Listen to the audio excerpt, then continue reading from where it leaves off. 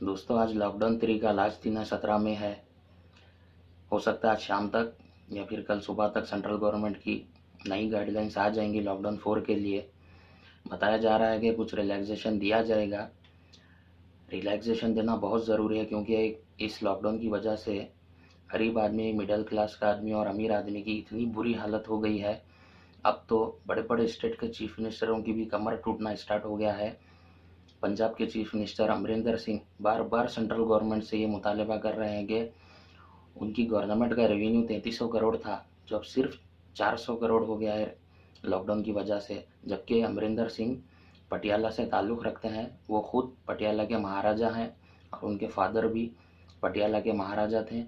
लेकिन इतने बड़े बड़े लोगों की कमर टूट गई है इस लॉकडाउन की वजह से। गवर्नमेंट एम्प्लॉय को सैलरी देने के लिए भी उनके पास बजट नहीं है।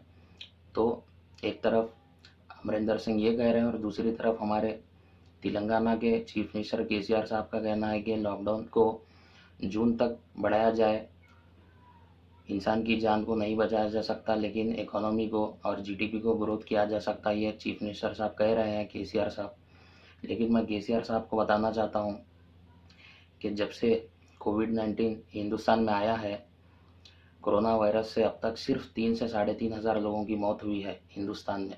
जबकि हिंदुस्तान का बर्थ एंड डेथ रेट की वेबसाइट पर जाकर आप लोग चेक करेंगे तो पता चलेगा कि हिंदुस्तान में एक दिन में 26,000 से ज़्यादा लोग मरते हैं। एक दिन में 26,000 से ज़्यादा लोग मरते हैं और सिर्फ 1 घंटे में 3,074 लोग पैदा होते हैं और 1 घंटे में 1,116 लोग मरते हैं। 1 मिनट में 91 बच्चे जन्म लेते हैं और 1 मिनट में 19 लोग हिंदुस्तान में मरते हैं। लेकिन नॉर्मल डेथ 26,000 लोग मरते हैं, तकरीबन 3 से 4,000 लोग रोज़ हिंदुस्तान में एक्सीडेंटल मौत मरते हैं। लेकिन इस पर कभी कोई बात नहीं करता है। सिर्फ 3 से 3,500 लोग मर गए तो इतना बड़ा इशू बना दिया गया है।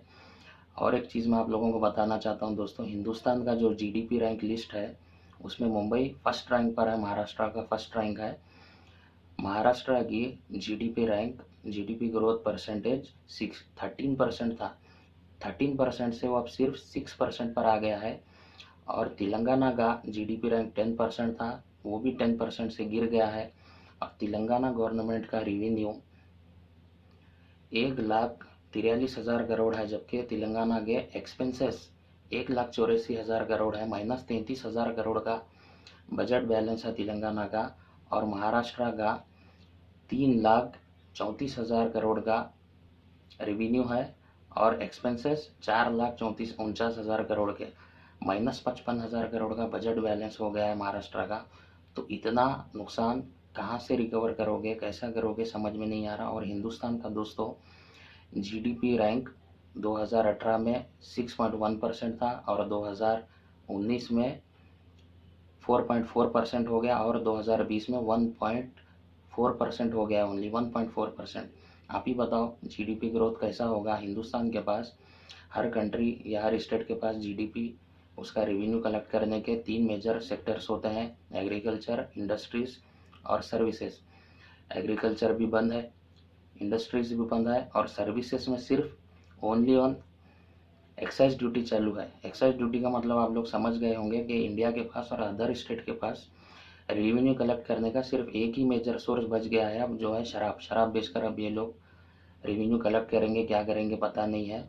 और एक चीज़, 20 लाख करोड़ का जो पैकेज का ऐलान हुआ है, 20 लाख करोड़ के पैकेज में पीपी किट्स का ऐलान हुआ है, मास्क का ऐलान हुआ है, मास्क पहनने का, लेकिन उसमें वेंटिलेटर का कहीं जिक्र नहीं किया है प्राइम मिनिस्टर साहब ने। जबकि हिंदुस्तान को वेंटिलेटर की बहुत ज़रूरत है। वेंटिलेटर इंडिया का अगर ख़रीदते हैं तो 6 से 6.5 लाख रुपए में उसका प्राइस है और फॉरेन कंट्रीज़ का ख़रीदते हैं तो 18 से 20 लाख रुपए उसका प्राइस है। लेकिन वेंटिलेटर का जिक्र कहीं भी नहीं किया है। लेकिन लॉकडाउन को रिलैक्सेशन देना बहुत ज़रूरी है, नहीं तो और ज़्यादा लोग भूखमरी से मरना स्टार्ट हो गए हैं, अभी और मरते जाएंगे। और इसको ज़्यादा बड़ा इशू बनाने की ज़रूरत नहीं है।